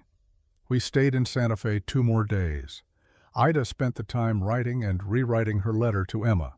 The rest of us explored the town and tried to decide what came next. On our last evening, we sat together in the hotel dining room over a simple meal. For the first time in months, we were not running, not hiding, not preparing for the next battle. We were just 5 people sharing a meal. It felt strange, almost uncomfortable. We had spent so long in survival mode that peace felt like a trap. "I think I want to go back to Denver," Verona said quietly. "Not to my old shop. That life is gone. But I could start over, open a new place, make jewelry again." "I could help," Nora offered. "I am good with numbers. I could keep your books." Verona smiled. "I would like that." They looked at Ida. "What about you? Will you come with us?" Ida was quiet for a long moment. "No, I think I need to stay closer to Emma. Even if she does not know me, I want to be near her. Maybe I can find work here in Santa Fe. A teaching position, perhaps. That way I can watch her grow up, even if it is from a distance." "You should not be alone," Abigail said. "I will not be. I have Sheriff Ramirez's name. He said he knows people who might need a school teacher. And I have all of you. Distance does not change that." We all nodded. Then they turned to look at me and Abigail. "What about you two? Verona asked with a knowing smile. "What are your plans?" Abigail and I exchanged glances. We had talked about this on the journey south. Talked late into the night while the others slept. We had made our decision, but saying it out loud made it real. "We are going back to Thunder Basin," I said. "To the ranch." "To stay?" Nora asked. "To stay," Abigail confirmed. "We are going to build something there. Something good. A place where people who have nowhere else to go can find refuge. A place where being broken does not mean being worthless." "That sounds like a lot of work," Verona said. "It will be. But we are not afraid of work." Nora bit her lip. "Will you have room for visitors if we wanted to come see you sometimes?" "Always," I said. "You are family now. Family is always welcome." We raised our glasses, not to victory because this had not been a victory. It had been survival. But we drank to something more important, to the future, to new beginnings, to the knowledge that no matter what came next, we would face it together. 3 months later, I stood on the porch of Thunder Basin Ranch and watched the sun set over the valley. The place looked different now. Better. Abigail and I had spent the spring repairing buildings and expanding the garden. We had bought chickens and 2 goats. The vegetable plot that had been a small patch when I first arrived now stretched across nearly an acre. We had also built something else. A small bunkhouse for travelers. Word had spread quietly through the certain channels that Thunder Basin Ranch was a safe place. A place where women who were running from bad situations could stop and rest. We did not ask questions. We just offered shelter and food, and the promise that no one would be turned away. So far, we had helped 7 women. Some stayed a few days, others a few weeks. One, a young woman named Sarah, who had escaped an abusive marriage, was still with us. She helped Abigail with the cooking and seemed in no hurry to leave. We were fine with that. There was plenty of work for willing hands. Abigail came out onto the porch carrying 2 cups of coffee. She handed me one and stood beside me, her shoulder touching mine. The bruise on her neck had faded months ago. Her hands, which had been soft when I first met her, were now calloused from honest work. She looked stronger, healthier, at peace in a way she had not been before. "Do you ever regret it?" she asked. "Taking us in that day? Your life would be simpler if you had just ridden past." "Simpler is not the same as better." "No," she agreed. "It is not." We sipped our coffee in comfortable silence. Then Abigail spoke again. "I got a letter from Verona today. She and Nora opened their shop in Denver last month. Business is good. Nora is taking classes at night to improve her reading and writing. Verona says she is a natural with numbers. That is good news. They want to visit in the fall, bring supplies and stay for a week. We will be glad to have them." Ida wrote too. She found a teaching position at the school in Santa Fe. She sees Emma sometimes from a distance, says the girl is doing well, growing up, still kind to everyone she meets. Good. Ida deserves that much at least. Abigail set down her coffee cup and took my hand. "Ethan, there is something I need to tell you." The serious tone in her voice made me turn to look at her. "What is it?" "I am pregnant." The world stopped. I stared at her, certain I had misheard. "What?" "I am pregnant, about 3 months along, I think. I was not sure until last week when I went to see the doctor in town, but he confirmed it. 1,000 thoughts raced through my mind. Fear, joy, terror, wonder. We had been so focused on building the ranch, on helping others, that we had not talked about children, had not even considered the possibility. "Are you all right?" I managed to ask. "I am fine. A little sick in the mornings, but fine. Ethan, I know this is sudden. I know we did not plan for this, but I want you to know something. I am not afraid. For the first time in my life, I am not afraid of the future." I pulled her into my arms and held her close. "I am terrified." She laughed against my chest. "Good. That means you understand how important this is. What if I am not a good father? What if I fail? You will not fail. You are the man who came back when he could have run. You are the man who chose to fight when it would have been easier to walk away. That is the kind of father this child needs." We stood together as the sun dipped below the horizon, painting the sky in shades of orange and purple. Somewhere in the house behind us, Sarah was preparing dinner. The goats bleated in their pen. A cool breeze carried the smell of growing things. 5 years ago, I had been a man running from his past. A man so consumed by guilt and shame that he could not see a future worth living. Then 4 women had stumbled into my life. 4 women who had survived the impossible and refused to give up. They had saved me as much as I had saved them. "What should we name the baby?" Abigail asked. "If it is a boy, I was thinking Cole, after my old partner. And if it is a girl?" I thought about that, about the women who had taught me that strength came in many forms. That survival was an act of courage. That family was not just blood, but choice. "If it is a girl," I said, "I think we should call her Hope." Abigail smiled. "Hope Cordell. I like that." We stayed on the porch until the stars came out. Then we went inside to join Sarah for dinner. As we ate and talked about plans for expanding the garden and whether we should buy a milk cow, I realized something important. This was happiness, not the absence of pain or struggle, not the erasure of the past, but the choice to build something good in spite of it all, to create light in a place that had known darkness, to offer shelter to those who had none. And Thunder Basin Ranch would never be perfect. There would be hard days ahead, lean winters, difficult decisions. But we would face them together. Abigail and I, Sarah, the women who would come seeking refuge, the child who would be born here in the spring. We were building something that mattered. Not an empire or a fortune, just a home. A place where broken people could come to heal. Where the rope that had once been used to hang 4 women now tied up bundles of hay to feed our animals. Where the barn that had been a battleground was now a shelter for horses and cattle. Where 4 ghosts had become a family, and where a man who had spent 5 years running had finally found a reason to stay. The next morning, I woke early and walked out to the place where I had first cut down Abigail, Verona, Nora, and Ida. The porch beam where the ropes had hung. I had burned those ropes months ago, but I could still see where they had been, 4 indentations in the old wood. I ran my fingers over the marks. They would fade eventually. In a few years, they would be invisible. But I would always know they were there, would always remember the moment I chose to stop running and start fighting.